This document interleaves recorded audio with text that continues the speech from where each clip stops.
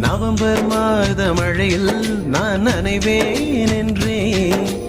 எனக்கும் கூட நனைதல் மிக பிடிக்கும் என்றாய். மொட்டை மாடி நிலவில் நான் குளிப்பேன் என்றேன்.